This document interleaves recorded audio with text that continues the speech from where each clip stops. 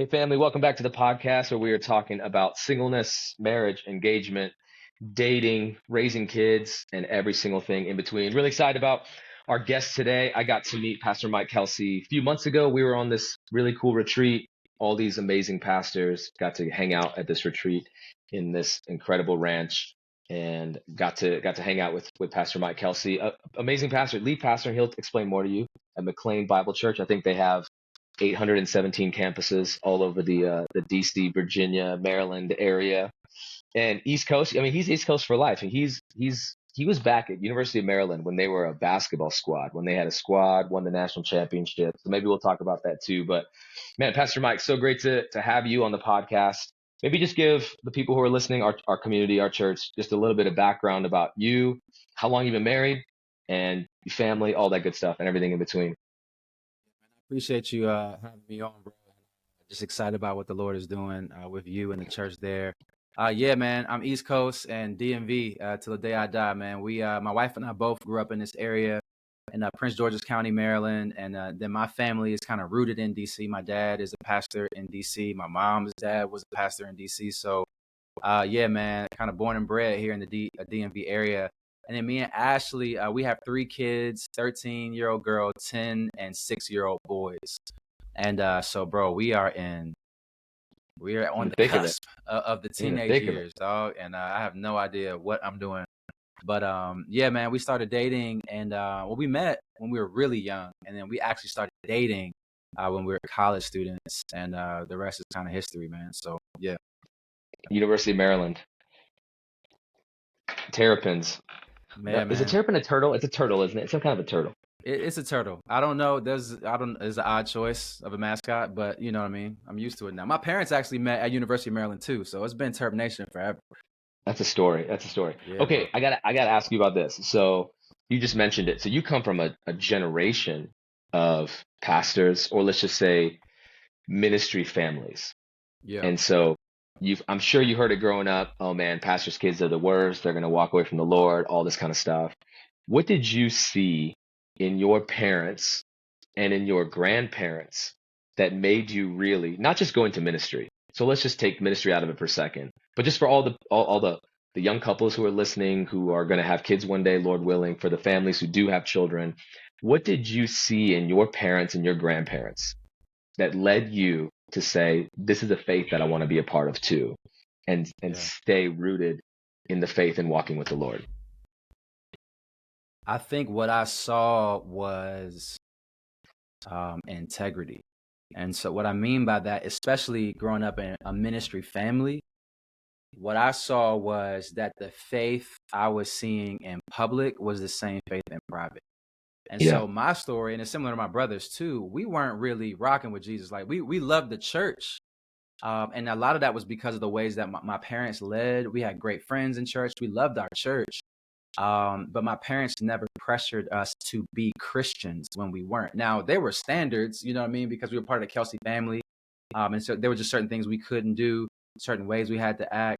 But that was just because of, this is just who we are as a family. But they weren't trying to make us be born again.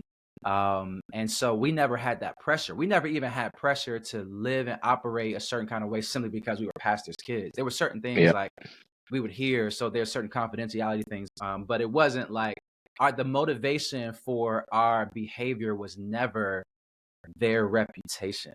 So that's yeah. one. I think Good. that's partly why we love the church, but then also, yeah, they were just the real deal, bro. I mean, they were. I've never, literally, never once in my life had any reason to question my parents or my grandparents' integrity when it comes to following Jesus. They weren't perfect, but they were always honest about that, and showed us how to rely on God's grace. So by the time for me, when I started walking with Jesus, it was in college. And that's, a whole long story there that we can get into. But I think when I really, my eyes were open and I started to see Jesus as glorious, as better, as compelling, like I want a relationship with you as opposed to just I affiliate with Christianity. It wasn't hard at all to kind of fall back on the faith that I had inherited because it Yeah. was a real authentic faith that I got to see in public and private. Man, that's amazing. What was that sort of moment for you in college? Was this pre-dating Ashley, or was this after when you really Yeah. started walking with the Lord? What was that moment like? Yeah, it was in a sense predating Ashley. So me and Ash met when she was in she was going in the 8th grade, I was going in the 10th grade. So we met when we were really young. She ended up coming to my high school, and then she ended up coming to University of Maryland. So I had already been at Maryland. I was in my second year. I was in my junior year when she came to Maryland as a freshman. And my freshman year, like a lot of kids that grew up in church, was me being exposed to the true condition of my heart. I didn't have the restraints. I'm living on campus, and so I did what my heart most wanted to do. And I just lived in sin, you know. And so the Lord really began to just honestly just I began to come under the conviction of the Holy Spirit. And it wasn't a conviction that made me feel condemned. It was more like this is not what's best for you. This is Yeah, not the good life that God has for you. And he actually used a girl I was dating at the time who wasn't really I mean, she was kind of affiliated with Christianity too, but wasn't necessarily a strong believer, maybe not a believer at all. And she was the one that really called me out and just said, listen, if you sense God really calling you, then you need to man up. And actually, she didn't use those words, but she was like, you need to stop being a little. She used some other yeah, colorful language and was like, man, you need to just do what God is calling you to do. And so she introduced me to a group of upperclassmen guys that were Christians. And these were just cool dudes, just regular cool dudes who were very serious about their faith. And they just took me under their wing, man. And I didn't know it at the time, but they were discipling me. yeah, And even as an unbeliever, really just showing me the way of Jesus by being around them. And when I finally kind of started following Jesus and God just changed my heart, man, those dudes not only had me, teaching me how to study the Bible and all that, but Friday night, Saturday night, they hit me up and be like, hey, what you doing? I'm like, hey, I'm about to go hang out with some girl from my past. And they be like, no, you're yeah. not. We on our way to come pick you up. And so I'm really indebted to those guys and thankful to the Lord for them. And then in that process, my relationship, particularly with my dad, went to another level because as God started awakening my heart, especially as I started getting more interested in ministry, me and him just started connecting more on that level. Man, that's amazing. I love the Yeah. love the integrity.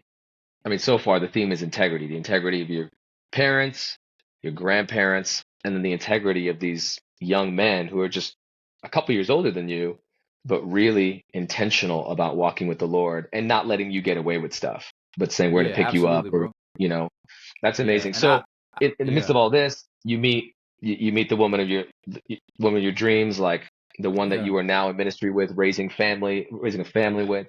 How did you yeah. meet her? Yeah, so we met. We were in a Well, yeah, camp you that grew up. You was grew up. yeah. Like, how did you reconnect? How did you reconnect Yeah, at okay, Maryland? so we reconnected because we knew each other in high school but weren't really good friends. I always say we were just in different classes. Like she was cheerleader and dated ball players and I wasn't a jock. I wasn't a nerd. I was just lost. I was just skipping school. I was just so we didn't really interact that much in terms of our friend circle. So I went to Maryland. When she came to University of Maryland at that point, I had already started following Jesus, already was teaching a Bible study on campus with those same dudes that had discipled me. And I was in the process of starting a ministry on campus, a performing arts ministry. So when she came, one of my boys was like, yo, she can sing.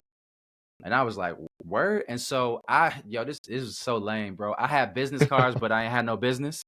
It was like back in the early days of Vistaprint.com. Yeah, And so I gave her a business card. It was like a little business, like a promo card for our Bible study. And was like, yo, you should come check out Bible study. I gave her a promotional packet for the ministry that we were starting. And she blew me off, bro. She wasn't really walking with Jesus when she first came to campus either. And then what ended up happening was over the course of the first semester of her freshman year, same process, God convicting her. She ended up getting connected to some mutual friends who were spending more time with her. And man, she just started processing what it would look like to really, you know, follow Jesus for real. And I'll never forget the night, bro. One of my friends called me and was like, "Hey, you got to come to the dining hall. We're having a conversation." I was like, "All right, bet." So when I showed up, they were sitting with Ashley, and she was, and they were all like, all right, Ashley, ask Mike. And then she was like, all right, why is premarital sex a sin? She was like, I mean, I know that's what we all hear when we grow up or whatever, but like, show me in the Bible, like, why is it actually a sin? And that was just her starting to wrestle through her own walk with Jesus. And then from there, man, we just became really good friends. She was dating another guy at the time who wasn't a believer. And I was just patient, you know what I'm saying? Man. and Okay, now I'm curious. How did you answer yeah, that question? I was not expecting that question. I was expecting, something yeah, else. But how did you yeah, answer that? So you're 20, 21, 22. You get, I mean, that's yeah, honestly a question that so many people are asking. How did yeah. you answer that question? And would you answer it Man, differently today? Man, I don't even know how I answered that question, to be honest with you. But whatever it was, it worked. It piqued her curiosity, and we became friends. But I think I mean, even at that time, because I had come out of sexual immorality in my own life and had wrestled with that. And so I think starting first and foremost with God's design, right? His design for us as human beings, and his design for marriage between a man and a woman, and sex being a part of that context. We all know that. I think if you grow up in church, especially intellectually, but when you really sit with the beauty and majesty of God's design, it hits different. And so I think just even processing that, because that makes you want sex in the Yeah. context of God's design. And then just pointing out clearly, like the word porneia, or fornication, in scripture, which is a very broad umbrella word for sexual immorality. It includes any type of sexual activity outside of marriage between a man and a woman. Yeah, I think she was kind of looking. We're young, so we're not used to real in-depth exegetical Bible study. And so she's looking for kind of that term premarital sex, as opposed to looking at the overall design of God and then what sexual immorality just is at its core. So it was eye-opening for her in the same ways that it was eye-opening for me, as the Lord was drawing me out of that. Man, what a great question. I was thinking about two things as you're answering. Like one of your kids one day is going to say, Dad, what was the first thing mom ever asked you? I'm like, funny you mention that. This That's is what your funny. mom, this is the first question your Ask her. mom ever Ask asked her. me. Yeah, bro. That Yeah. that But one, that's listen, amazing. But that season was so foundational for our marriage in ways that we couldn't have forecasted. You know what I mean? That we met in the context of God drawing her heart and God beginning to equip and awaken in me this calling for ministry.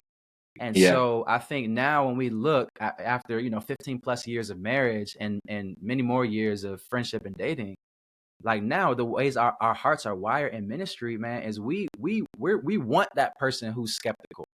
We're wired and we have a burden and a passion for that person who's like, yeah, I know that's what Christianity says, but why though? And so yeah. it's just, man, in God's providence, bro, it's crazy to look back and think about the ways he has brought us together. Yeah, I love that. Man, talk a little bit about your ministry together as a ministry family. What does that look like? And then also talk about what does it look like as families to have ministry? Because it's easy to say, well, Mm, okay, Nirup, you're married, you and Hannah have kids, you work at a church, and so that's a ministry. mhm, Well, Mike and Ashley work at a church, that's their ministry. But what would you say to families of saying, hey, no, we've all been given a mhm. ministry in our marriages? How could you, so talk about your ministry and then maybe Yeah. some advice on how couples and families can begin to discover and cultivate a ministry that God has put in front of them and they may not even know it yet. How do they move into that space? Yeah, man. Well, I think first of all, I think, and this sounds so cliche to people who grew up in church, but our first ministry as husband and wife is our marriage. And I heard that I'm a pastor's son, dog. So I Yeah. heard that my whole life. But even with my parents went through a significant, um, just challenging season. They separated for 3 years after my Oh, dad had wow. already been pastoring for 30 years. And my mom was co-pastor at the time at the church that I grew up in, Man, I'd love to and see they that staff separated. meeting. Bro, it was Can you rough. And imagine? I'm an adult. Bro, I was a pastor at McLean Bible Church when that happened. Wow. And so my mom wasn't attending that church at the time. They physically separated for 3 years and actually had told us they were getting a divorce. And so that rattled me. And the reason I bring that up is because I heard my whole life, marriage is your first ministry, but I think it's easier said than done. And so I think my parents, and particularly my dad, looking back on it, 'cause they've been reconciled now for, I don't know, 7, 8 years or something like that. And their marriage is way better than it has ever been previously. But I think, practically speaking, understanding that your marriage is not just a romantic relationship. It really is a ministry that God has put you in each other's lives and brought you into covenant relationship for you to be the primary means through which He blesses and sanctifies and ministers to the other person. So that is a ministry in and of itself, to say, hey, I'm going to actually see this relationship and see you as a person as my primary focus, as the primary recipient of my gifts, of my time, my thoughts, my creativity, all that. And then that extends obviously to our kids as parents. And so I think the family is our first ministry. So don't discount that. If they're Yeah. stay-at-home parents, or people who are in a season of unemployment or whatever, who are married or who have kids, that is a very real and legitimate ministry. And then I think being in ministry together outside of the family and outside the home, it will just look different from couple to couple. For me and Ashley, it looks like being on staff at church. But even that, we've had seasons where Ashley was not on staff at the church. She's been on staff at the church now. She came on staff 19 years ago, but she stepped on staff for several years to stay home full time. She worked at a school, and now she's a worship director back on staff, but she's also a business owner. So I think a lot of couples listening, your job is a ministry. It really is, because you get a paycheck for it, but God is Yeah. using your gifts and your skills to serve and bless other people. But then you got your local church. And some of us will be able to be on staff, paid staff at a church, but all of us are called to contribute to it. 1 Corinthians 12, as just a part of the body. So I would say helping each other identify, how are you gifted? And I value families and couples doing ministry together. I think that can get unhealthy sometimes, though, if it forces a husband and wife to serve in ways that don't bring them joy, where they're Yeah. not gifted. And so, yes, being in ministry together is great. Serving on the same teams together, co-leading a ministry, that's awesome. But I think it starts with having some honest conversation and doing an inventory. How are you gifted? How am I gifted? What burdens and passions do you have? How do you come alive? How do other people say you minister to them? And then giving each other freedom to minister in those lanes and supporting each other in that. Yeah. I mean, the And way you're also, I add this describing this. too, helping your kids be able to identify that too as they get older. Yeah, I mean, I love the way how you're talking about marriage as a ministry, but so much of what you're describing is the power of honest, vulnerable conversation, communication, asking questions. In your experience pastoring for 17 years, would you say that the vast majority of couples navigating singleness to marriage have the level of intentionality in the questions that you just said we should be asking? No, no, most don't. And I think this is one of the reasons why it's so important to be deeply connected and invested in a local church where you're in biblical community, because you need some people to ask you those questions and equip you to ask those questions. And so most people, because we just go with the flow of our culture, our relationships just move based on our romantic feelings. And so even in dating, as those feelings grow, so our relationship advances. And then when we get into a marriage relationship, like that relationship kind of moves based on our responsibilities, right? But not an intentional, like, hey, let's actually think about the season that we're in and do inventory together. And then let's think about the season that we're stepping into and really ask those kinds of questions. So I think couples really need to just be more intentional in that. And I'll be honest with you, bro. Like, when I talk about marriage as a first ministry, I have not, I would say for the majority of my marriage, I have not done that very well. Yeah. And that's hard, bro. How, And that's what woke me up when my parents went through what they went through. My yeah. mom looked at me and said, if you don't make some changes, this is you in 30 years. Wow. Wow. And How did bro, that your, scared the mess out of me. so when you both see this, you and Ashley see this, what was her response Because would she have said the same thing about you? Because as husbands, we can be hard on ourselves, right? We can say, man, Yeah. I'm not doing enough. I should be more around. I Yeah. should do this more. Would she have said, looking back, man, I could see how we were on the same trajectory? Oh yeah, yeah. Now she wouldn't. She probably would give me more grace than saying you haven't been doing it well. Because I mean, there's some way. I mean, I'm loving her. I'm serving her. I'm trying to. Yeah. So it's not like I'm just doing nothing. And she would acknowledge that. But what I mean is when I really look at scripture, like when I think about like First Peter, it talks about showing honor to your wife. That word honor Yeah, is a very practical word.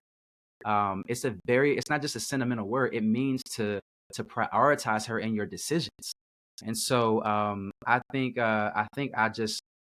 being in ministry, being in seminary as a full time pastor, just those different seasons, there were just a lot of times where I was so focused and just my own ideas about ministry and marriage were just off in ways that where I just neglected.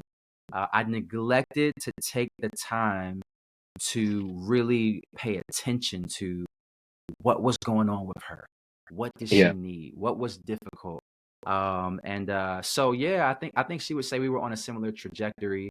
It wasn't as intense because we're 30 years behind, but I think some of the same patterns were beginning to form. And so right. we've been in a process of learning that open, honest communication and me settling that deep conviction that at the end of the day, bro, I want to honor God. I want my wife to feel loved and cherished. I want my kids to be like he was legit, and everything else, bro, is just the overflow of that. So I'm still learning that, still working on it. Yeah, I love that. I'm still learning that too. I would love to know, what was the shift for you in a practical way of making her, I love the way you worded that, making like prioritizing her in your decisions. Hmm. Because I think one of the biggest things that my wife struggled with was when we first got married. I'm already in ministry. Now we're both in ministry. And I'm off to the church on Monday morning. And she's Mm. calling me like, "You want to hang out?" And I'm confused. I'm like, "I'm at work. Hmm. Like, if I Yeah. worked at a bank, would you be doing this? I'm at work." And so it was hard for her and hard for me to both realize, yeah, it's a calling, it's a ministry, but this is also a vocation. I'm at Hmm. work, and Hmm. learning how to then make her the priority in my children. So I tell my whole church now, my children, my wife and my children are my first Hmm. ministry. Because Yeah. if I die, I know you guys will mourn for me for 40 days, but you get another person in here. But Yeah. on this side Yeah. of heaven, they have me, and I want to be invested in their lives. So what was Yeah. that in a practical way? If Yeah. all the husbands listening are saying, okay, Pastor Mike, how do I prioritize my wife and my decisions? And then Hmm. for the wives who are listening, where they can begin to maybe articulate in a compassionate, kind, graceful way, an honest way Yeah. to their husbands, these are the kinds of ways that we can feel prioritized. What would be some practical Yeah. things?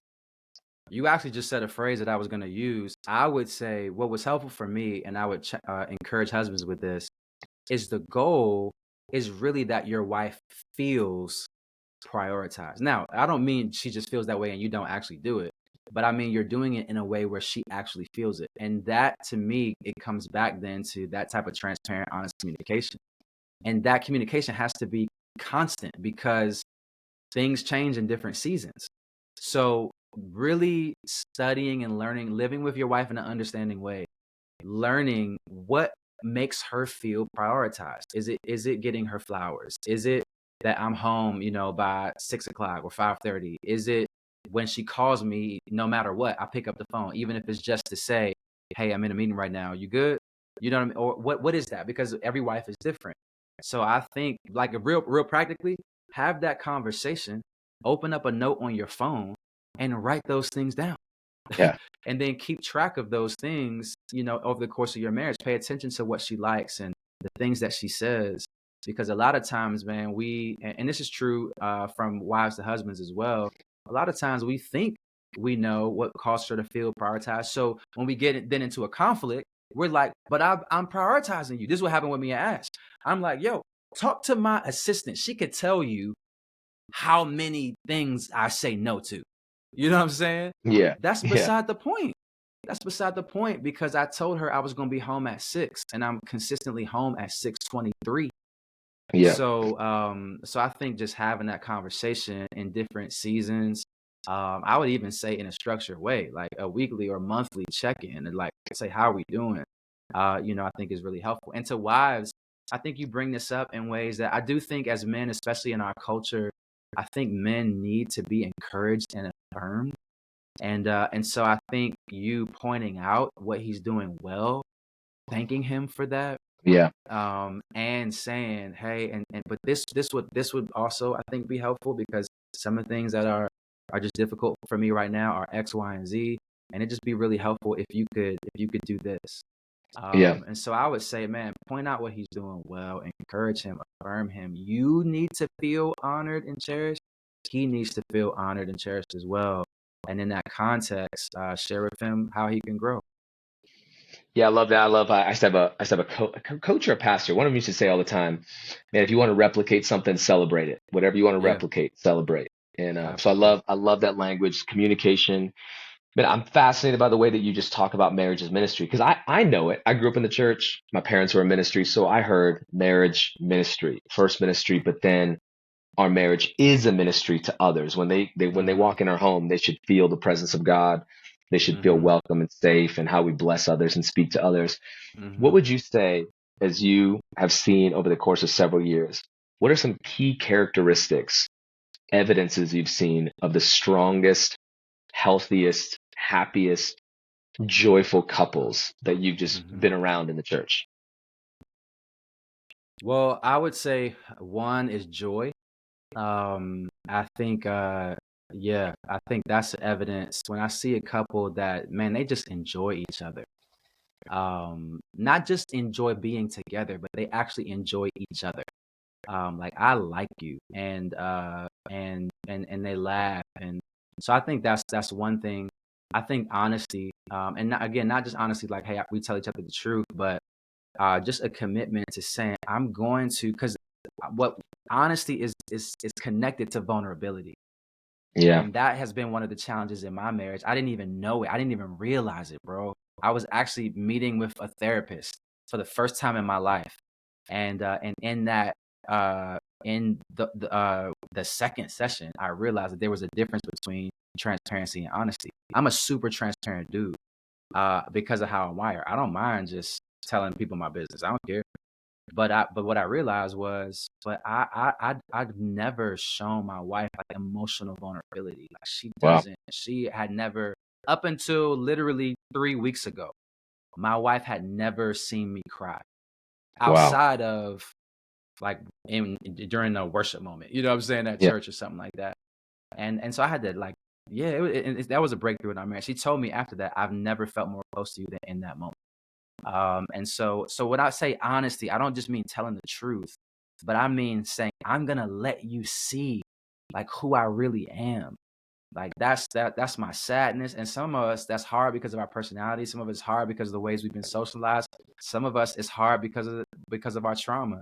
But saying, I'm gonna let you really see like who I am. That means I'm gonna share with you when I'm frustrated. I'm angry with you.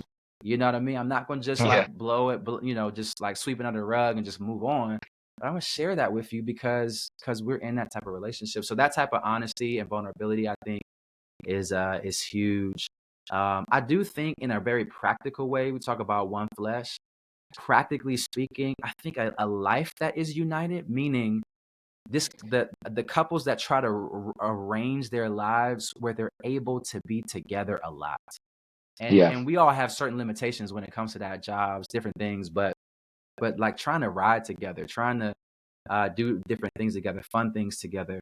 The couples that literally are in my mind right now, I'm like, man, it seems like they just always, Together. together. It's together. Yeah. Yeah, and I used to be like, man, whatever, you know what I'm saying? Like, I want Ash to just be her own woman and do her thing, and that's cool. But I started to see like, wow, there's just something you can't replicate about just time together in very mundane moments. Like, instead of me just kicking back while you go pick up the kids, if I can, you know what I mean? And I'm home, like, yo, let's just jump in and go get the kids together. Like, those little moments, there's things that happen in those moments Yeah. that just bind your hearts together. So those are some of the things I would say in a practical way, outside of just the real abiding in Jesus and kind of the a robust spiritual life together. Yeah, I mean, that's even a challenge to me because when I think about, a friend of mine, he was a campus pastor of a college out here and he married for over 50 years and he passed away from cancer. And I asked Mm. him on one of our last times together, give me what's a great thing to do with your kids, parenting advice. And he said, man, quality time is great, but so is quantity Mm. time. If you're making a Yeah. 5 minute run to the store, take them with you. And you go to Yep. you got to go run a quick errand, take them with you. And so I think about that with my kids, but the way that you just framed it, even with your spouse, just quantity time, even if it's Hmm. 5 minutes more together, 2 minutes more together, 30 minutes more together. So I think that's really healthy. I mean, I want to be with you. If I'm going to go make Yeah. a run with anybody, let it be with you and the conversations that can happen, the laughter that can happen, the friendship that can be built Yeah. over that time, I think is really, really healthy. All right, man, I could talk to you about so much more because next Yeah. time we're gonna have this conversation again because I would love to talk Yeah. about honesty and vulnerability Hmm. inside of inside of our marriages Yeah. because I think so many of us really struggle, Yeah. especially as I think men in general struggle with this. I think minority men have a different aspect of what it means to be honest or Hmm. vulnerable. A lot of men I know grew up where they just weren't allowed to show weakness. You're never allowed to Yeah. show weakness, and so that's Yes. transferred That's over me. to your Yep. marriage, to your children. So I'd love to talk about that. All right, now Yeah. with just a couple minutes remaining. If you were to Yeah. say, here's one thing you can do this week to Hmm. strengthen your marriage, to walk closer together and experience the joy the Father has for you, what would that be? Mm. Man, I would say, and you can do this in a number of different ways, but figure out a way to get not just the truth and intellectual truth, but the reality of the gospel front and center in your mind. It is the most breathtaking reality ever. And so, just the fact that God loves me right now, even though in very real ways, either right now or certainly within a day or two of this time, I have disqualified myself from that love, is incredible. And that's only true because of what Jesus has done. It changes everything. And so I think there's so many ways to do that. It might be a worship song. It might be, there's this little book called A Gospel Primer by Milton Vincent that I Yeah, love that yeah, helps you do that. There's just certain passages of scripture, Ephesians 1 and just different places. I think that one thing, John 15:9, as the Father has loved me, so I have loved you, abide in my love. Uh, Man, abiding in that love by reflecting on the gospel is just one of the most breathtaking things you can do. Yeah. man, that's beautiful. It's powerful. John 15, 1 through 11. Just Yeah, live in man. that today. So, Yeah. man, I appreciate your voice. How can people find you? How can they follow you? How can they listen to you? Because you're an incredible, incredible Bible Mm, teacher, mm. always pointing us back to the gospel. What are some ways people can just stay connected with you and just want to learn more, just hear what the Lord is putting on your heart to speak into the culture? Yeah, thanks, bro. Yeah, our church is McLean Bible Church, so it's mcleanbible.org.